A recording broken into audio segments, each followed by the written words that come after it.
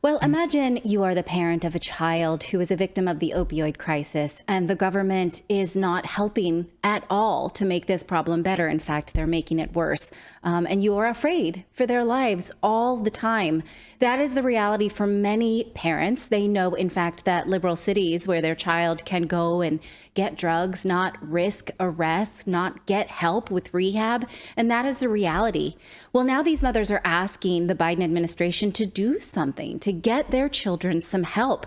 One group called NorthAmericaRecovers.org now has ads up in Washington, D.C. that say this: please help my son escape addiction the way you helped Hunter. We are speaking to one of the mothers from this group, Jackie Berlin. She's the co-founder, of Mothers Against Drug Deaths. Thank you so much for joining me today. Thank you for having me. Did I get that right? That is kind of the reality for so many families right now, is that that the United States is in this place where they're not helping. In fact, they're making it worse. Unfortunately, that is the reality. My son is a fentanyl addict on the streets of San Francisco. And the city tends to put all of their money and resources into what they call harm reduction. I like to call it radical harm reduction, because basically what they're doing is they're enabling my son to stay in his addiction. Rather than putting resources into treatment, they're putting resources into safe consumption sites and giving the addicts the tools to use these drugs. Yes. My son also receives general assistance from the city in the amount of almost $600 a month, which actually pays for his addiction for a month. Now, you actually are quoted in Michael Schellenberger's book, San Francisco. And I found this quote because I finished this book recently, where you talk about your son and his fentanyl addiction.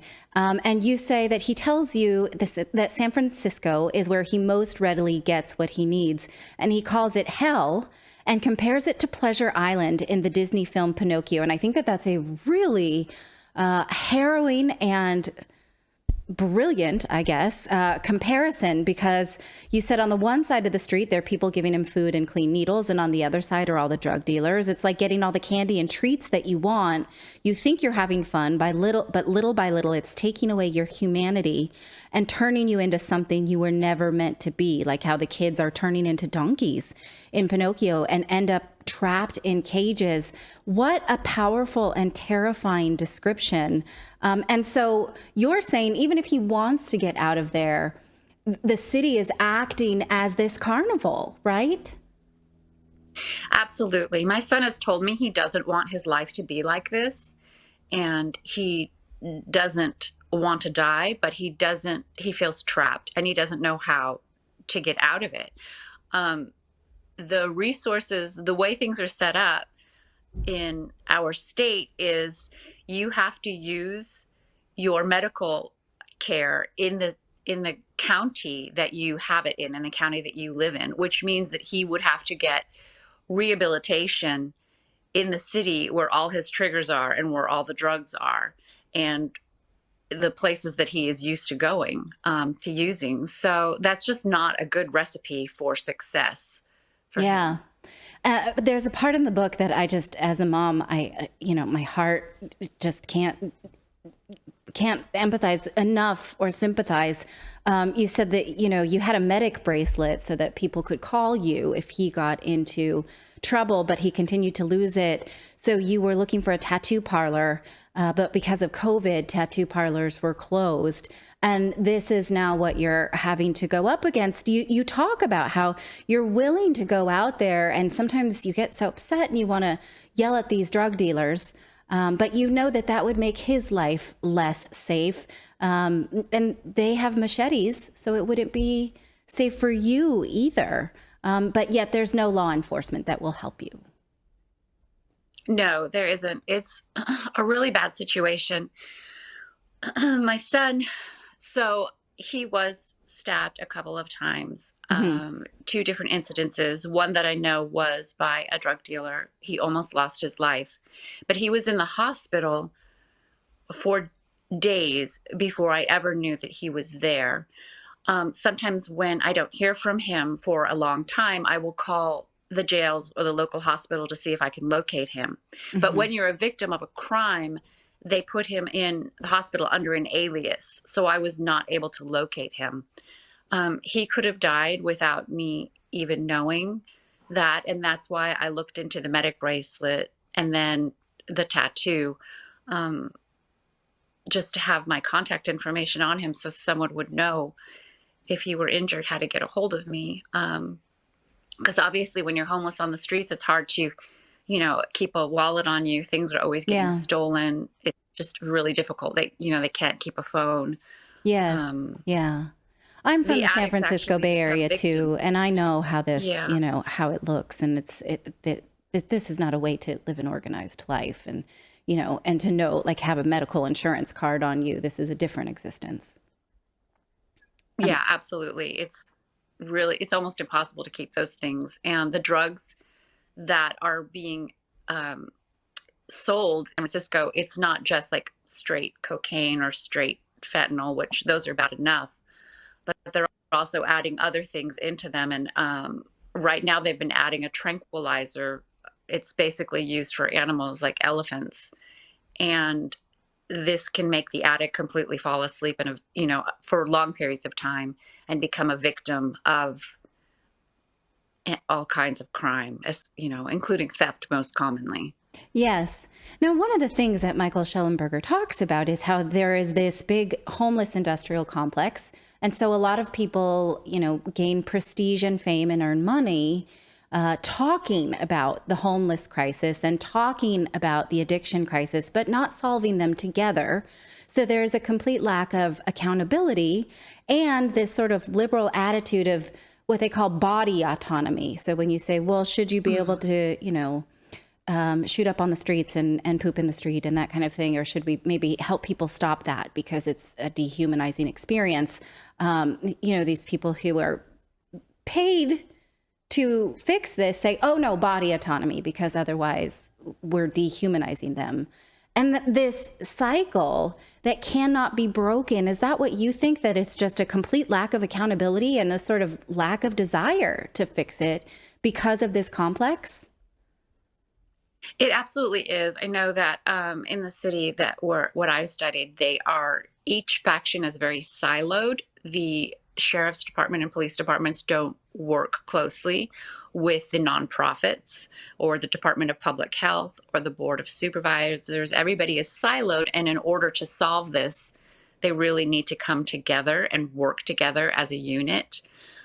What's happening also is the belief, as you said, of autonomy and your right to be who you are.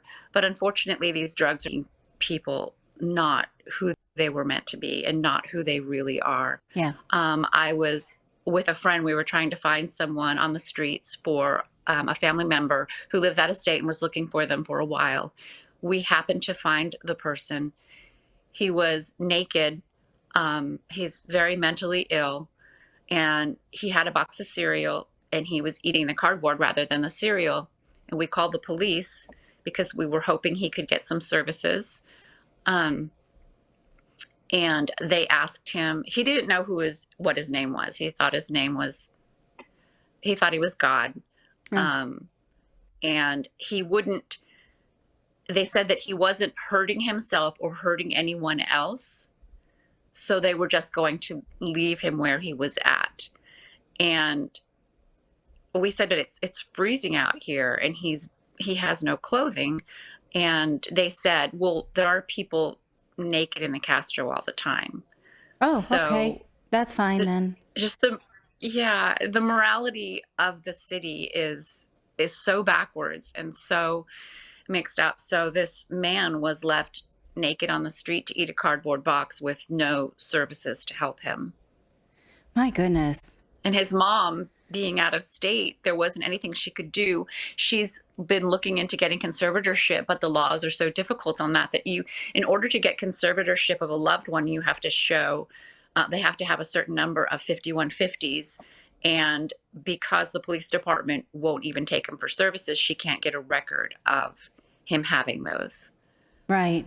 And so when we think about body autonomy, one of the studies that he talks about, I think it's in San Jose, where they provided homes for people who were homeless, but they continued to use, so something like 47% of them still died. So even if they have a place to be, this is not help. And so what are you asking for then? What are you asking the Biden administration or local officials to do? So right now, there's a big push to open safe consumption sites, is what they call them. Yeah. And that's not a good place to put our resources. I'm asking for the resources to be put into more treatment and rehabilitation. There's about 2,500 homeless people on the streets in San Francisco, most of them because of drug addiction or mental illness. And we only have 37 detox beds in the entire city.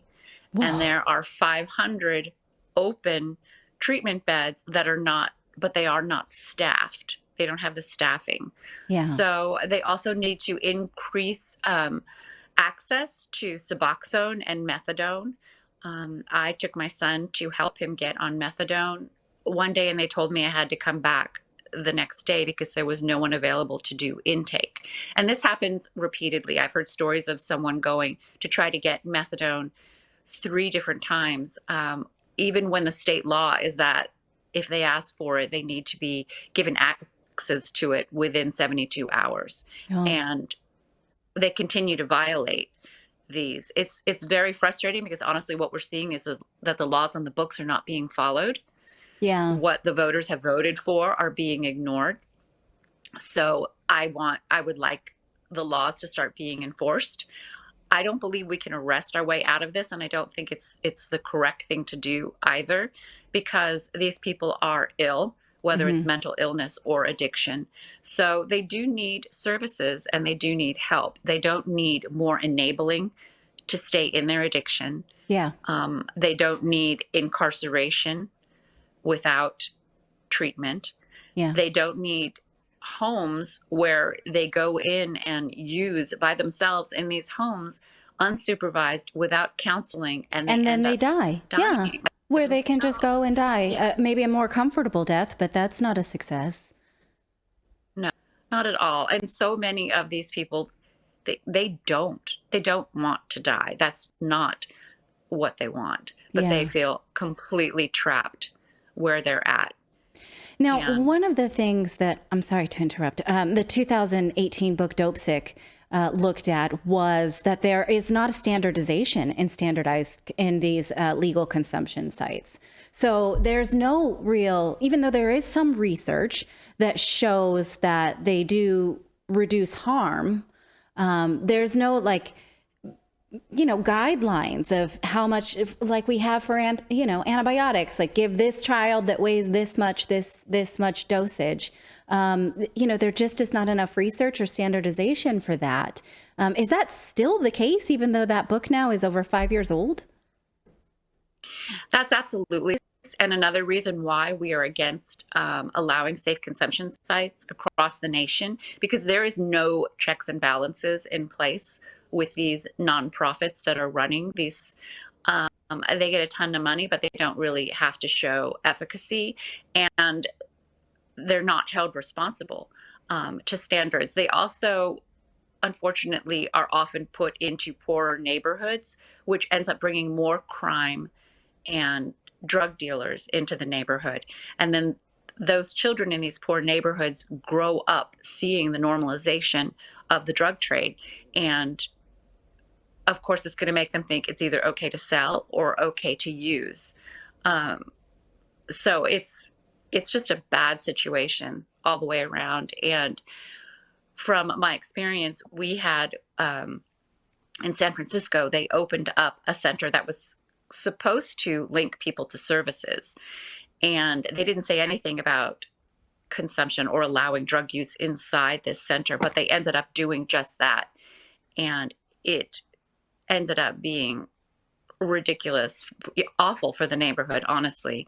So my group and I, we protested against that and helped to get it closed down. Yeah. And it really didn't do much at all to improve the situation for those who were living on the streets. Yeah. Well, so what can we do? Maybe visit a website or talk to a politician. What is the call to action for the rest of us? Absolutely. I think just talking to your local politicians and your representatives, sending them letters that safe consumption sites is not the way to go right now, to lobby for better treatment and services. They can also go to NorthAmericaRecovers.org and donate to our organization as we try to move forward and make changes and improve mental health and addiction services in North America. They can also go to Mothers Against Drug Addiction and Deaths.org. And that's for my organization, where we are also lobbying for change for, honestly, the citizens in the United States who don't have a voice right now. Yes. Yeah. Well, I really appreciated your contribution to this research, and I support what you're doing. And I want to say thank you for sharing your story with us.